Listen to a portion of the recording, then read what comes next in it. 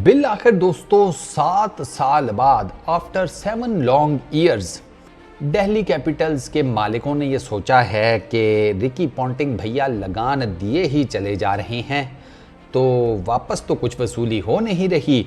तो उन्होंने ना रिकी पॉन्टिंग को कहा है कि आप कुछ समय के लिए ऑस्ट्रेलिया में बीवी बच्चों के पास चले जाएं, टाइम गुजारें ज़रा, उसके बाद देखेंगे क्या हिसाब किताब बनता है, कोई ना कोई और फ्रेंचाइज आपको रख ही लेगी।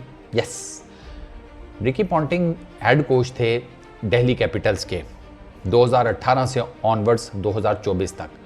आज उनकी छुट्टी कर दी गई है।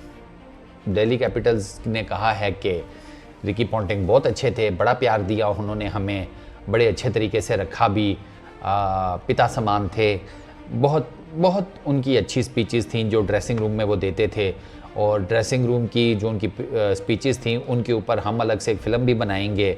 मतलब बहुत बहुत ट्रिब्यूट पेश किया दिल्ली कैपिटल्स की फ्रेंचाइज ने। आखिर ही किया, लफाजी की, मैं कहता हूँ माँ बहन एक करके रखती है, लेकिन इवेंचुअली निकाल दिया। हाँ, क्योंकि 7 सालों में ना रिकी पॉन्टिंग इनको कुछ जिता नहीं सके। जिताने से मेरी मुराद यह है कि आईपीएल का टाइटल नहीं जितवा सके। तो अब एक नया हेड कोच सामने आ रहा है। अच्छा, ये नया हेड कोच कौन सामने आ रहा है, और एक और भी दिल्ली कैपिटल्स को प्रॉब्लम है, वो भी आपको आगे चलकर बताता हूँ। पहली चीज़, अगले साल है भाई साहब, यानी कि 2025 में आईपीएल का मेगा ऑक्शन। तो उससे पहले किसी फ्रेंचाइज ने अगर कोई धमाकेदार न्यूज़ सामने लेकर आई है आईपीएल की, वो दिल्ली कैपिटल्स हैं, उन्होंने अपना हेड कोच उड़ा दिया है। अच्छा, 2018 में रिकी पॉन्टिंग ने ज्वाइन किया था, और जब उस पर्टिकुलर टाइम में ये दिल्ली डेयर डेवल्स कहलाती थी।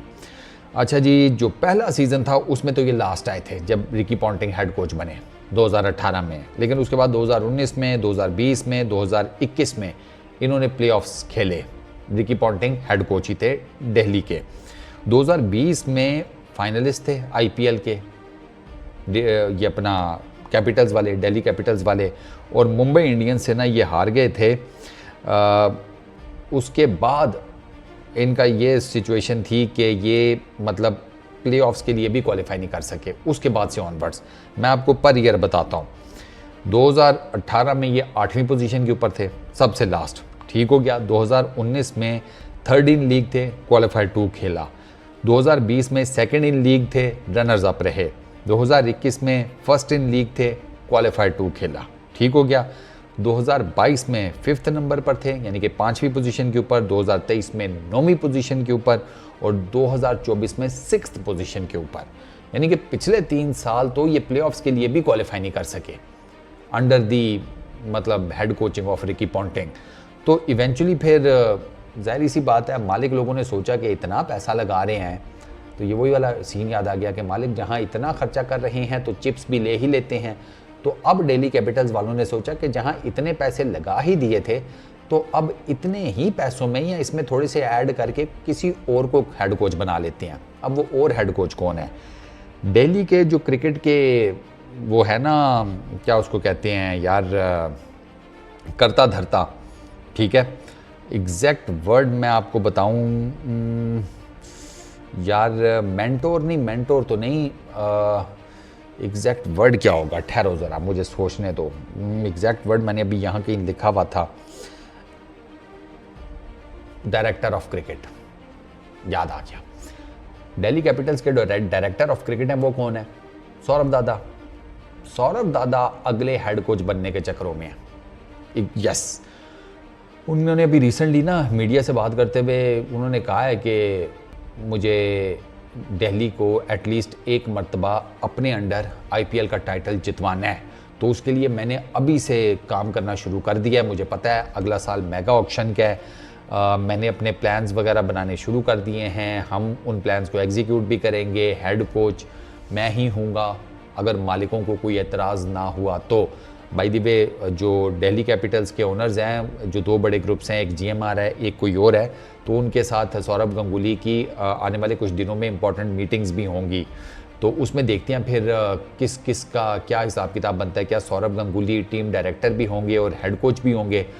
जिस तरीके से, जिस कॉन्फिडेंस के साथ उन्होंने कहा है कि मैं ही हेड कोच हूँगा, तो उससे लगता तो यही है कि दादा ने अपनी फील्डिंग सारी सेट करके रखी भी है, वही हेड कोच बनेंगे। But you never know.